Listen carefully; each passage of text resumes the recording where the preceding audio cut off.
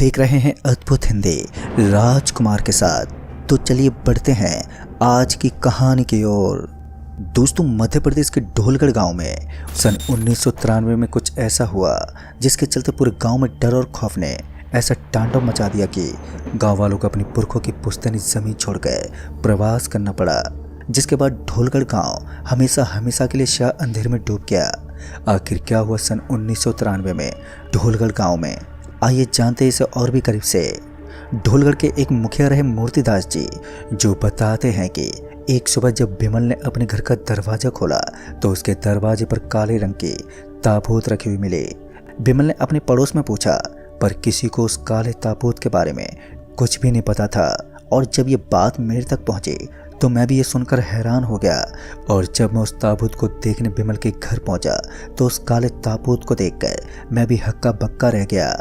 पूरा गांव उस ताबूत को घेरे खड़ा था। काले रंग के उस ताबूत पर अजीब सी भाषा में कुछ लिखा हुआ था। साथ ही उसमें से एक आवाज आ रही थी। शायद उस ताबूत में कोई बंदा था, पर किसी की हिम्मत नहीं हो पा रही थी उस ताबूत को खोलने की। और जब गांव वालों ने मुझसे कहा, मुखिया जी इस ताबूत का क्या करें, तो मैंने कुछ सोचने के बाद कहा, इसे गांव के बाहर फेंकवा दो। जिस पर गांव वाले उस ताबूत को गांव के बाहर जंगल में फेंक कर आ गए। पर असल मुसीबत तो अब शुरू होनी थी। फिर जब सूरज के डूबने के बाद अगली सुबह हुई तो बिमल तड़के ही रोते हुए मेरे घर पहुंचा। और जब मैंने पूछा, क्या हुआ बिमल, तुम रो क्यों रहे हो, तो उसने कहा, मुखिया जी मेरा बच्चा कहीं नहीं मिल रहा है। हर जगह छान मारा पर कहीं भी नहीं मिला। पहले तो मुझे बिमल के इतना कहते ही मैंने और कुछ लोगों को बिमल के बच्चे को खोजने में लगा दिया। और मैं भी बिमल के साथ उसके बच्चे की तलाश में लग गया। पर सुबह से शाम हो गई लेकिन बिमल का बच्चा कहीं नहीं मिला। और जब रात के 12 बजे तो बिमल के बच्चे की आवाज़ आई, पापा मेरे को बाहर निकालो, मुझे बहुत डर लग रहा है। पर हैरानी वाली बात तो ये थी कि उसकी आवाज़ से लग रहा था कि वो हमारे सामने खड़ा है, पर वो कहीं दिखाई नहीं दे रहा था। बिमल अपने बच्चे को लगातार आवाज़ देते हुए पूछ रहा था कि बेटा तू कहाँ है, अभी मैं आता हूँ। पर बिमल के आवाज़ देने का कोई भी फ़ायदा नहीं हुआ। शायद हमारी आवाज़ उस तक पहुँच ही नहीं रही थी, जिस वजह से हम सारे गाँव वाले चाहकर भी उसे खोज नहीं पाए। रात भर बिमल के बच्चे की पुकार पूरे गांव में गूंजती रही और हम बेबस बस सुनते रहे। और फिर सुबह की पहली किरण के साथ बिमल के बच्चे की आवाज़ आनी बंद हो गई। इस घटना ने पूरे गांव को जहां सदमे में डाल दिया था, तो वहीं बिमल का पूरा परिवार बुरी तरह से टूट चुका था। हालांकि हमने उसके बच्चे की तलाश जारी रखी थी, पर बिमल के साथ साथ हम गांव वालों को भी ये अंदाजा हो गया था कि अब उम्मीद ना के बराबर ही बची है। और जब अगली सुबह फिर से एक और वैसा ही काला ताबूत जगमोहन के दरवाजे पर मिला तो पूरे गांव में हड़कंप मच गया। जब मैं जगमोहन के घर पहुंचा तो सभी गांव वालों के चेहरे पर डर साफ साफ दिखाई दे रहा था। इस ताबूत से भी वैसी आवाज़ आ रही थी जैसी पहले ताबूत में से आ रही थी। सभी की निगाहें मुझ पर ही जमी थी। मुखिया होने के नाते मुझसे ही सब गांव वालों की आस बंधी थी। पर मुझे भी कुछ समझ में नहीं आ रहा था कि आखिर ये क्या बला है और इस मुसीबत से कैसे पार पाया जाए। और जब गांव वालों ने उस काले ताबूत को खोलकर देखने की बात की तो मैंने भी अपनी मंजूरी दे दी। मैं भी देखना चाहता था कि आखिर इस ताबूत में है क्या। फिर जब उस ताबूत को खोला गया तो उसमें से सफ़ेद बदबूदार धुआं निकलने लगा। साथ ही वो आवाज़ जो उस ताबूत से आ रही थी वो ताबूत के खुलते ही बंद हो गई। पर वो सफ़ेद बदबूदार धुआं लगातार निकले जा रहा था, जिसके चलते अब हम गांव वालों को सांस लेने में दिक्कत होने लगी। मैंने फौरन ही उस ताबूत को बंद करवाया और गांव के बाहर फेंकवा दिया। पर समस्या तो अभी भी ज्यों की त्यों ही थी। पता नहीं अब आगे क्या होने वाला था। और अब सबको अगली सुबह की चिंता थी।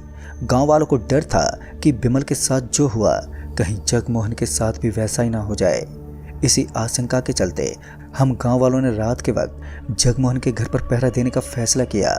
हम गांव के तकरीबन 15 जने उस रात जगमोहन के दरवाजे पर पूरी रात बैठे रहे। किसी ने पल भर के लिए भी अपनी आंखें नहीं झपकाई। और जब सुबह हुई तो तब तक खेला हो चुका था। जगमोहन की 12 साल की बेटी सुधा वो गायब हो चुकी थी। जहां एक और जगमोहन का परिवार शोक में डूबा हुआ था, तो वहीं हम लोगों को ये समझ में नहीं आ रहा था कि आखिर ये हुआ तो हुआ कैसे। तभी हम गांव वालों ने सुधा को भी तलाशने की पूरी कोशिश की, पर सुधा भी नहीं मिली। और जैसे दिन डूबा वैसे ही सुधा की आवाज़ ठीक बिमल के बच्चे की तरह पूरे गांव में गूंजने लगी। और सुबह होते ही सुधा की आवाज़ भी आनी बंद हो गई। इन दोनों घटनाक्रम ने पूरे गांव वालों को इस कदर हिला कर रख दिया था कि अब गांव वाले अपने पुरखों का घर छोड़ने पर मजबूर हो चुके थे, जिसके लिए मैं तुरंत ही कोची दुरै के लिए रवाना हो गया भीम बाबा से मिलने के लिए, क्योंकि अब एक वही आखिरी उम्मीद बचे थे। भीम बाबा एक सिद्ध पुरुष थे और उन्हें ऐसी बुरी बलाओं का बहुत ही अच्छा अनुभव था। 3 दिन का सफ़र करके जब मैं भीम बाबा के आश्रम पहुंचा तो मालूम चला कि भीम बाबा मद्रास गए हुए हैं और अगले 4 दिनों में लौटेंगे। ये जानकर मेरी परेशानी और भी बढ़ गई, पर किया भी कुछ नहीं जा सकता था। भीम बाबा से मिले बिना जाने का तो कोई सवाल ही नहीं था। लिहाजा मैंने वहीं रुकने का फैसला कर लिया और जब 4 दिन बीत गए तो भीम बाबा तो नहीं आए, पर उनकी खबर जरूर आई कि वो हफ्ते भर बाद आएंगे। ऐसे में अब मुझे समझ में नहीं आ रहा था कि मैं क्या करूं। काफ़ी सोच विचार करने के बाद मैंने वहां से वापस लौटने का फैसला किया, पर लौटने से पहले मैंने भीम बाबा के एक चेले को सारी समस्या बता दी। और जब अगले 3 दिनों बाद जब मैं अपने गांव ढोलगढ़ पहुंचा तो रात के यहीं 1 बजे का वक्त हो रहा था। अभी मैं गांव के बाहर वाले रास्ते पर ही था कि मेरी नज़र एक औरत पर पड़ी जो एक ताबूत को अपनी पीठ पर लादे हुए गांव की तरफ जा रही थी। उसे देखते ही मैं समझ गया कि यही है असली मुसीबत, पर इस वक्त मैं चाहकर भी इस ताबूत वाली औरत से उलझ नहीं सकता था। लिहाजा मैं चुपचाप उस औरत के पीछे पीछे चलता रहा और जब वो औरत उस ताबूत को गांव के एक घर के दरवाजे पर रखकर चली गई तो मैंने फौरन ही कुछ गांव वालों को जगाकर उस ताबूत वाली औरत के बारे में बताया और उस औरत को ढूंढने निकल गए, पर वो औरत कहीं भी नहीं मिली। अंत में हम सारे थकार के वापस लौट आए। अब तक सुबह हो चुकी थी और फिर से गांव के एक घर के बच्चे की जान खतरे में पड़ गई थी। सुबह जब सारे गांव वाले जमा हुए थे तो सभी मुझसे उम्मीद लगाए बैठे थे कि मैं उनकी ये परेशानी अब दूर कर दूंगा, पर जब मैंने बताया कि भीम बाबा से मुलाकात नहीं हो पाई तो गांव वालों के चेहरे फिर से मुरझा गए। फिर इसी बीच जब गांव वालों ने बताया कि अब इस काले ताबूत का मिलना रोज की बात हो गई है, काफ़ी बच्चे भी गायब हो चुके हैं, जिस वजह से आधे गांव वाले गांव छोड़कर जा चुके हैं। ये सुनकर अब मुझे भी यही लगने लगा था कि गांव को छोड़ देने में ही भलाई है। लिहाजा मैंने गांव वालों को कहा कि जब तक इस समस्या का कोई पुख्ता समाधान नहीं मिल जाता तब तक के लिए गांव को छोड़कर कहीं दूर चले जाते हैं। पर यह इतना आसान भी नहीं था। बिना सर पर छत के रहना भी किसी भारी मुसीबत से कम नहीं था, पर कर भी क्या सकते थे। तभी गांव वालों ने ज़रूरी और अहम सामान बांधने शुरू कर दिए और वहीं मैं और गांव के कुछ लोग उस ताबूत वाली औरत से निपटने के बारे में सोच विचार करने लगे। अभी हम सारे विचार परामर्श कर ही रहे थे कि तभी मेरे साले साहब जयंत वहां भागते पहुंचे और हाँफते बोले, मुझे पता चल गया है कि सब कौन कर रहा है और उससे कैसे निपटा जा सकता है। जयंत के इतना कहते ही मैंने जयंत से पूछा, तुम सच कह रहे हो? जिस पर जयंत ने जवाब देते हुए कहा, हाँ जीजा जी, मैं सच बोल रहा हूँ। इस पर जयंत ने आगे बताया कि जब मैंने अपने एक पुराने मित्र से बात की तो उसने एक तांत्रिक के बारे में बताया जो गंगा के उस पार वाले शमशान में रहता है। और जब मैं अपने उस मित्र के साथ उस तांत्रिक के पास पहुंचा तो उसने मेरे कुछ बताने से पहले ही सारी बात बता दी। उस तांत्रिक ने बताया कि हमारे गांव पर मृत्युनी चुड़ैल की कहर बरस रही है। मृत्युनी चुड़ैल हर 100 साल बाद लौट आती है इस दुनिया में और फिर करती है छोटे बच्चों का भक्षण। उस चुड़ैल को रोकने के सिर्फ 2 ही तरीके हैं। पहला ये कि उस चुड़ैल को किसी तरह पकड़कर उसे उसी के ताबूत में बंद करके कोसी के दलदल में डाल देना है, जिसके बाद वो अगले 100 सालों के लिए उसी ताबूत में कैद रहेगी। या फिर दूसरा तरीका ये है कि जिसमें हमें बेगुन कोठार के जंगल से वो कटे हुए 3 सर लाने होंगे जो उसी चुड़ैल ने काट कर किसी पेड़ पर टांगे हुए हैं। उन तीनों सुरों को गांव के बीचों बीच लटकाना होगा, जिसके बाद जब भी वो चुड़ैल गांव में दाखिल होगी वैसे ही वो तीनों शेर उसे खा जाएंगे। जयंत की बात सुनकर हम गांव वालों के रोंगटे ही खड़े हो गए। आखिर इतनी हिम्मत हम में से किसी में नहीं थी कि इन दोनों बातों में से किसी एक पर भी अमल कर सकते थे। पर हिम्मत ना होते हुए भी हम गांव वाले उन दोनों तरीकों में से पहले तरीके के लिए राजी हो गए, जिसमें उस चुड़ैल को पकड़कर उसके उस काले ताबूत में बंद करके दलदल में डालना था। हालांकि ये काम भी खतरों और जोखिमों से भरा पड़ा था।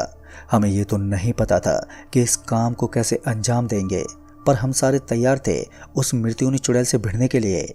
जैसा कि कल रात मैंने उस चुड़ैल को रात के करीब 1 बजे देखा था गांव में दाखिल होते हुए। लिहाजा हम सभी ने गांव के बाहर वाले झाड़ू के पीछे मछली पकड़ने वाली जाल, आग के 15 से 20 मसाले, लोहे की छड़ें और भी ऐसी कई चीज़ें जिनसे माना जाता है कि चुड़ैल आत्माएं डरती हैं, हम वो सब लेकर छुप गए। अब इंतजार था तो रात के उस पहर का जब वो चुड़ैल आती।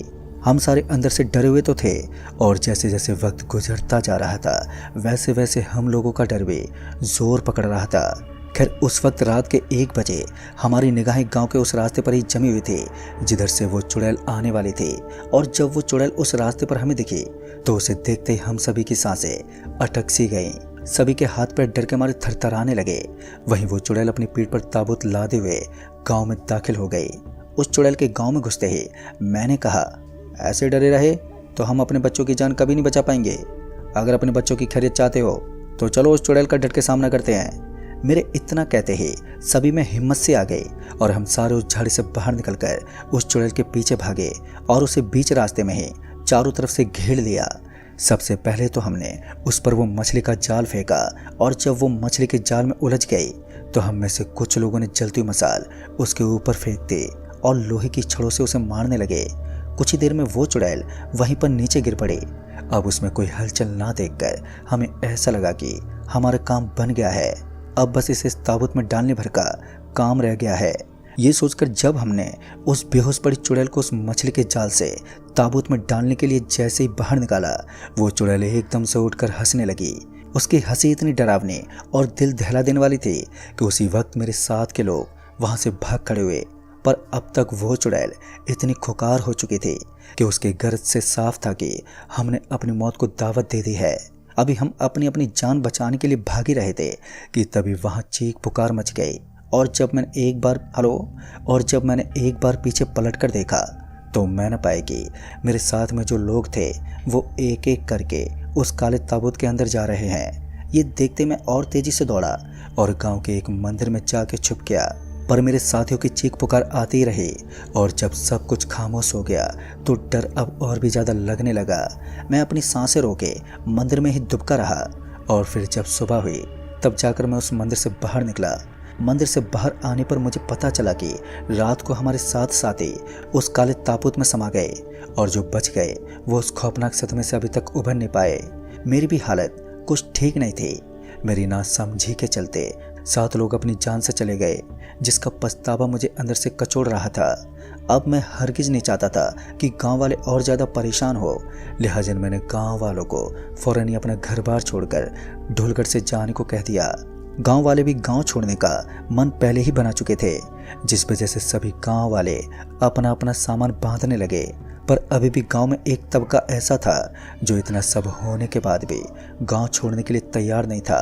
वो उस ताबूत वाली चुड़ैल से डर के भागने की जगह अभी भी उसका सामना करना चाहते थे। हालांकि मैंने उन्हें बहुत समझाने की कोशिश की, पर वो बिल्कुल नहीं समझे। वो सारे बेगुन कोठार के जंगल से वो 3 कटे सर लाने की सोच रहे थे, ताकि उन 3 सरों की मदद से वो उस ताबूत वाली चुड़ैल को हमेशा के लिए ख़त्म करना चाहते थे। इसलिए वो बिना कुछ सोचे वो 13 लोग बेगुन कोठार के लिए निकल गए, और वहीं मैं उन्हें समझाता ही रह गया। शाम के तकरीबन 7 बजे तक हम बचे कुचे गांव वाले भी अपना सामान लिए गांव से निकलने को तैयारी थे कि तभी भीम बाबा वहां पर आ पहुंचे। भीम बाबा को गांव में देखकर मैं चौंक गया, और जब भीम बाबा ने कहा, गांव छोड़ने की कोई ज़रूरत नहीं है, मैं जैसा कहता हूँ वैसा ही करो, उस चुड़ैल से पीछा छूट जाएगा। फिर भीम बाबा ने कहा, आज से सभी अपने अपने घरों के दरवाजे पर हर रात कुत्ते का मांस रखना और अपने अपने दरवाजे पर लिखना, मेरे बच्चे का मांस कड़वा है और ये मांस मीठा है। भीम बाबा की बात सुनकर सभी गांव वालों ने गांव छोड़ने का इरादा छोड़ दिया, और भीम बाबा के कहे अनुसार ठीक वैसा ही किया। और सच में उसके बाद गांव में उस काले ताबूत का दिखना बंद हो गया। वक्त गुजरता गया और धीरे धीरे सब नॉर्मल होता गया। पर जब सारे कुत्ते खत्म हो गए तो फिर से वो ताबूत वाली चुड़ैल लौट आई, जिस वजह से हम गांव वालों को आखिरकार वो गांव, वो राज्य हमेशा हमेशा के लिए छोड़ना ही पड़ा। साथ ही वो 13 जने कभी नहीं लौटे जो वो 3 कटुए सल लाने गए थे। पता नहीं उनके साथ क्या हुआ उस जंगल में। खैर अब इस घटना को घटे एक लंबा वक्त गुजर चुका है, पर आज भी एक घटना मेरे दिलो दिमाग में साफ साफ छपी हुई है। तो दोस्तों इस कहानी में बस इतना ही।